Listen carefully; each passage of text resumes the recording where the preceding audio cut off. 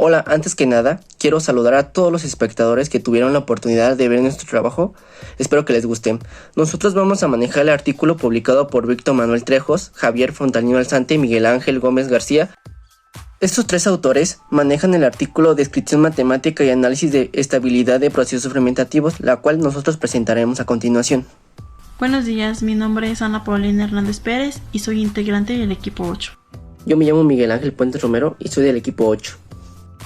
Aquí podemos observar el artículo seleccionado por nosotros.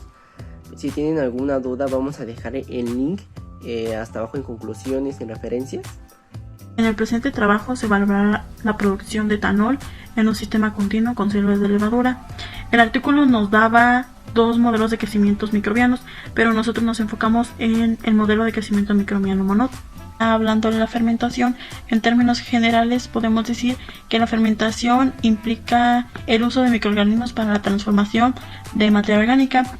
En la actualidad, pues se usa la fermentación para fermentar mieles o jugos azúcares para obtener alcohol, cuyo uso puede ser en industrias farmacéuticas o en industrias de cosméticos.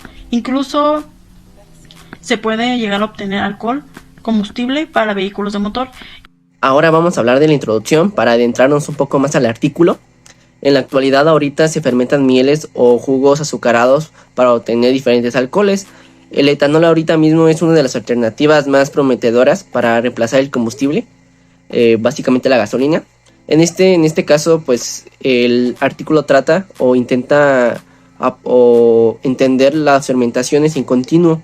Pueden considerarse como un sistema y va añadiendo diferentes biomasas, sustratos continuamente a un bioreactor.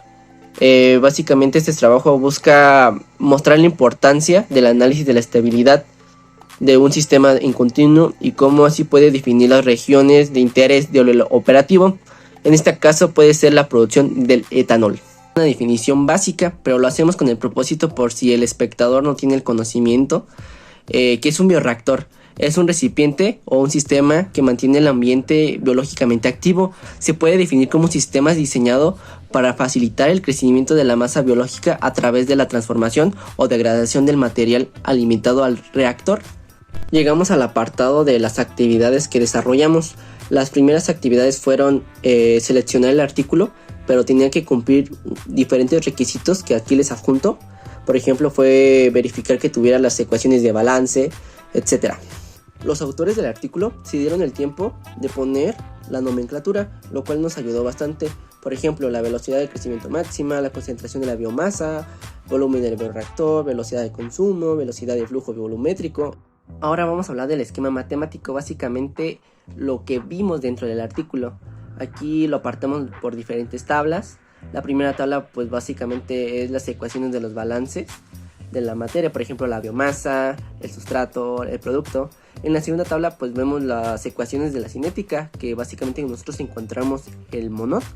En la tercera tabla vamos a ver los valores de los parámetros cinéticos. Por ejemplo, aquí nosotros lo asignamos por el símbolo, definición, el valor y las unidades. Por ejemplo, en el símbolo encontramos μmax, que es velocidad máxima del crecimiento celular, con un valor de 0.53, con sus unidades. KS, constante de Monod o constante de afinidad de sustrato, con 0.12 con sus unidades. En la tabla 4 encontramos los valores de los parámetros de la operación. Básicamente aquí encontramos 3, que sería AD, CF. Igualmente lo apartamos con su definición, con su valor, con sus unidades. En la tabla 5 los valores de las condiciones iniciales. Aquí hubo un poquito de problema porque no nos dan unos condiciones iniciales, pero los tuvimos que sacar básicamente de las gráficas. En el último tabla, que se llama horizonte de tiempo, aquí vamos a manejar el tiempo inicial y el tiempo final. Igualmente lo manejamos igualmente con su símbolo, definición, el valor y sus unidades. Análisis dimensional. Agarramos los tres balances, los sustituimos con las unidades y de repente empezamos a eliminar, llegando a la conclusión de que por parte izquierda y parte derecha son iguales. Nosotros hicimos 3 simulaciones, una simulación en MATLAB y 2 simulaciones en Excel. En Excel utilizamos el método de Euler y el método de Runge-Kutta. Para iniciar con el método de Euler, lo que hicimos fue identificar nuestras condiciones iniciales y los valores de nuestras variables para el modelo de Monod. Una vez obtenido todo esto que acabo de mencionar, se fue a ponerlo en Excel y siguiendo el método de Euler nos da como resultado para la biomasa 1.5571, para el sustrato 0.1071 y para el producto 3.8928. Analizando las gráficas nos dimos cuenta que para los tres balances nuestra gráfica se comporta de una manera primero continua y hay un punto para los tres balances donde nuestra recta es completamente estacionaria. Entonces para el método de Runge-Kutta hicimos lo mismo en Excel, que fue identificar nuestras condiciones iniciales, y siguiendo el método de Runge-Kutta obtenemos unos valores como resultado de biomasa de 1.5567, para sustrato 0.1082 y para producto 0.6226. Y nuestras gráficas tienen un comportamiento algo extraño, ya que ese comportamiento nunca lo habíamos visto en clase, pero de cierta manera se conservan en estado estacionario. Se ve que las rectas para los tres balances se conserva estacionario, pero ahí comenzamos a tener nuestras dudas, ya que ese comportamiento nos resultó, como ya lo dije, extraño, y a lo mejor lo que nosotros pensamos es que nuestras condiciones iniciales a lo mejor no fueron identificadas correctamente, o que nosotros tuvimos un error al realizar el método de Runge-Kutta o el método de Euler. Igual sentimos que en el método de Euler no se ve